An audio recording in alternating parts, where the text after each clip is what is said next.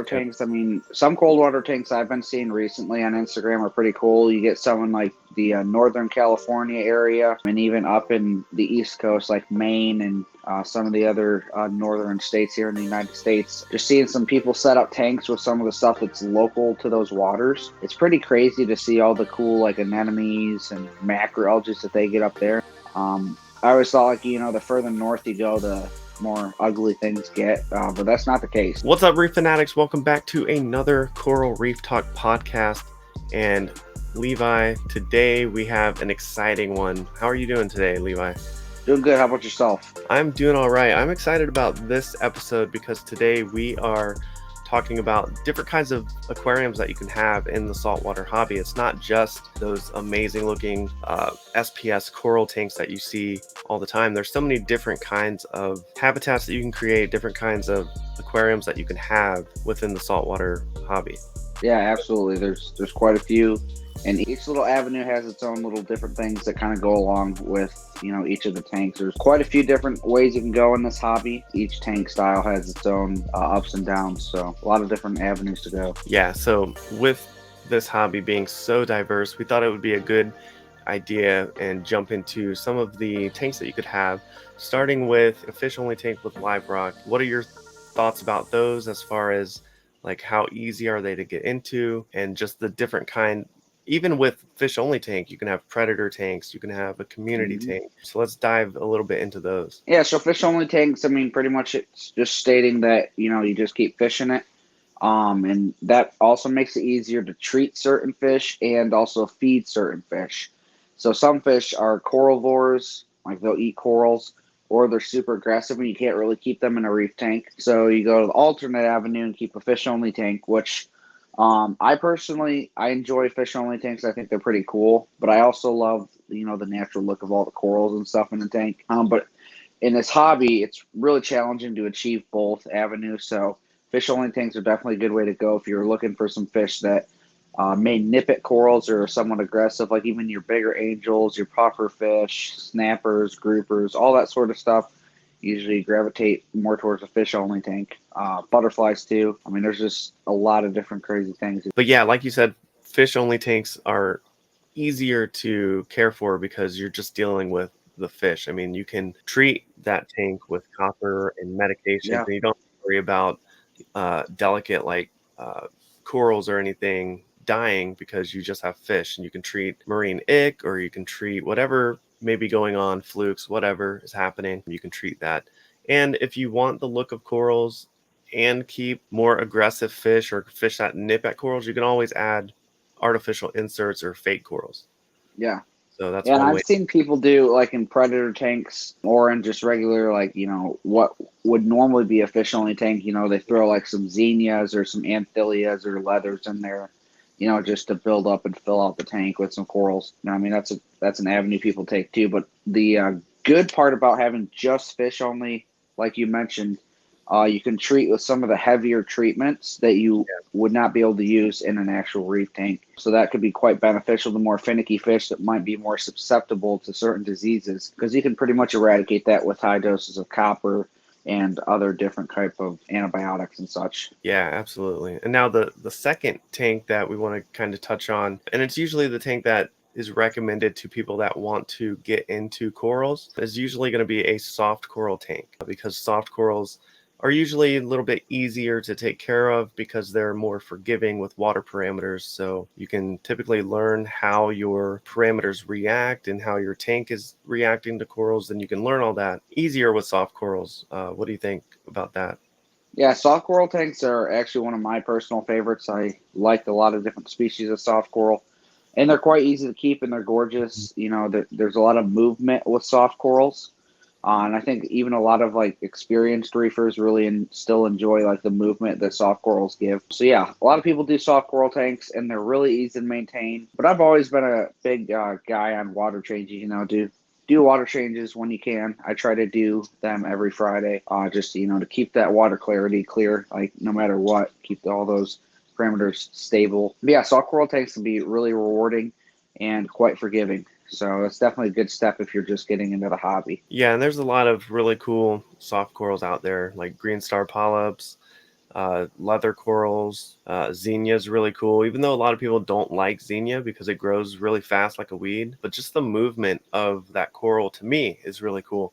And it just depends on what you're trying to do, right? So if you like that, then go ahead and put it in your tank, give it a try, see what it does. But next up from there, what would you say would be like the next type of aquarium that you could have or get into? I'd probably say like an LPS dominant reef, some of your acans, your favias, bubble corals, and that's going to include like your torches, hammers, frog spawn, octo spawns, all that sort of good stuff. You can, a lot of times, especially if you're looking for like more like vibrant fluorescent color, or like under your blue light specifically, the LPS is where you're going to really start to see some really unique colors kind of trickle out through favias and chalices and all your torches and stuff.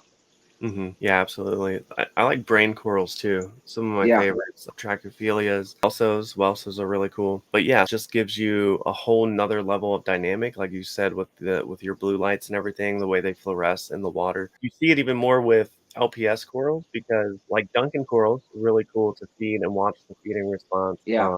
Gullies are really cool. But yeah, an LPS tank, yeah, I agree. That would be like the next level up. And then from there, you can start kind of, I guess, mixing everything together. Now, we haven't touched on SPS corals yet, but we will. But mixed corals, you can do a mixed coral reef, and that tends to be one of the popular things in the hobby, is everyone kind of picks and chooses what they want and just meshes it all together.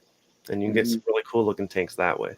Absolutely. Yeah, that can definitely, it's fun to do, but it can definitely add some more challenges because different corals and different types of corals require different like parameters and they enjoy different parameters.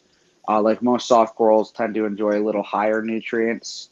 And once Yeah. you start to trickle into some of the SPS and even the LPS, some of them enjoy some lower nutrients. So you just gotta watch and get a balance that everything can tolerate. Yeah, absolutely. Because that's when you start running into trouble where you put an SPS coral in there and it just starts to bleach out or something or just not do well. And Yeah. you're like, well, what's going on? Well, different corals have different needs. And like you said, soft corals may like the water a little more dirty, like a little more nutrients. But yeah, so you got soft coral tanks, you got LPS, large polyp stony coral tanks, you have mixed reef tanks, which encompasses everything including this next tank, which is SPS corals or small polyp stony corals. And these are the reef tanks that you see that are just full of color, full of branches, looks like sticks and little trees hanging out in the reef aquarium.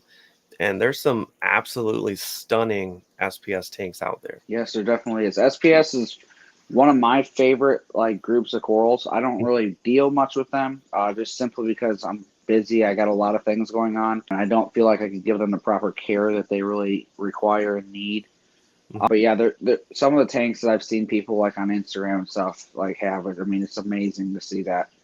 They're so gorgeous, and they just have a unique growth pattern. Each and every individual species grows a little differently. So it's really cool to see all that and see them all intertwined in all the different colors and even some grafting and stuff now. I mean, it's pretty cool to see all that. Yeah, for sure. And like SPS coral, like you said, they need a little bit lower nutrients, right? They need actually like a super stable environment. With any reef tank, you want to keep it stable, but an SPS tank, you want to be on top of your parameters and making sure you're really dialing that in. And so I feel like you can kind of see the progression, right, of some of these tanks, at least how we've started this podcast by talking about fish only, then going to soft coral to LPS. It's kind of a progression in the hobby, and that's usually, I guess, maybe one of the addictions of the hobby, right? You start adding some corals, and then next thing you know, you got the hard corals, and then you have the SPS corals, and then you're just in it.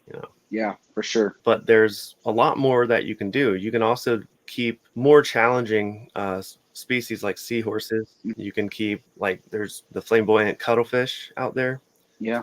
which is I hear that's pretty challenging to keep the cuttlefish, but that's another type of tank. Levi, do you know about our sponsor, Printed Reef? Yes, I do. Printed Reef makes incredible 3D printed products out of 100% reef safe PETG plastic, like this right here. This is a bristle worm trap. You can put that in there to help attract bristle worms to it. You can get those things out of your tank if you want to, or if you have some scalemia, some scullies, you got a scully stand right here. So Awesome. they just make awesome, unique products. I mean, what do you think about Printed Reef? Yeah, Printed Reef is pretty amazing. I got a couple other products I use, especially like for like the Gorgonians.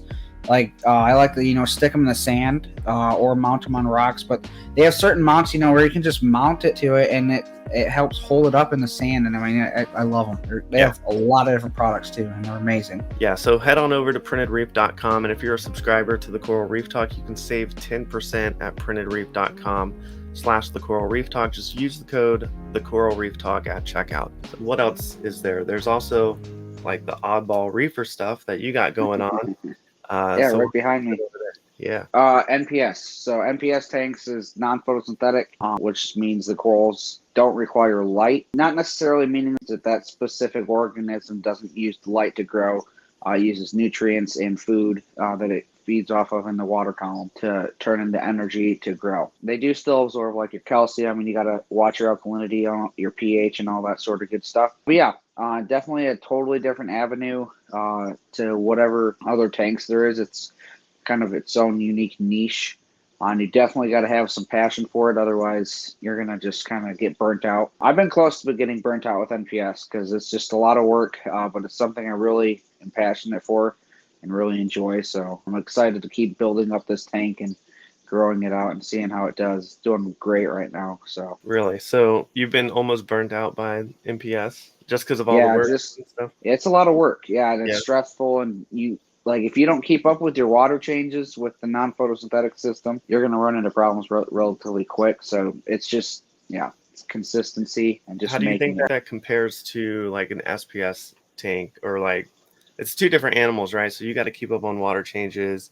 You're constantly feeding, but like SPS coral, maybe they're keeping up on their dosing schedule and stuff. So yeah, I mean, with NPS specifically, you're going to want to keep up with your feeding. Like that's one of the most important things. And then obviously even your dosing, like keeping your calcium and alkalinity as stable as you possibly can. I've noticed them to be a little more flexible with that, like compared to like some SPS corals. But yeah, in my experience, water changes and feeding, just keeping the tank nutrients as low as you can. It's definitely challenging. It's almost impossible to keep it at zero. I've seen some people do it, but they got like algae scrubbers, skimmers, and a bunch of other things going on in the reef. But if you keep up with your water changes and feed your tank pretty heavily, you should do all right. Yeah. And certain species are definitely a lot easier than others. So very cool. And so from non-photosynthetic corals, the next one we wanted to bring up, which is probably even more of a niche aquarium to have in the saltwater hobby, would be like the macroalgae tanks. Yeah, so macroalgae are really cool. Yeah, I mean, you got like, I'm not an expert on all the different type of macroalgae, but I know you got like the dragon's breath and stuff, like the really cool colors that you can put out there. And what is it, Tiger Boy? Is it on Instagram? Yeah, Tiger Boy. He's got amazing macroalgae tanks. Yeah, it's insane. I don't even know how many tanks he has now. He probably has more than me, and they're just stuffed and loaded of gorgeous macroalgae, and there's tons of different species. I mean, it's amazing. Yeah, and so don't you have a macroalgae tank going on as well? I do. So what are you keeping in there with the macroalgae? What does that kind of look like? So the tank itself is about 3 gallons. I got a couple different gobies in there. I got like the redhead gobies, or not redheads. Man, I can't think of it. White banded gobies or something. They're from the Caribbean, and I got like a little neon goby.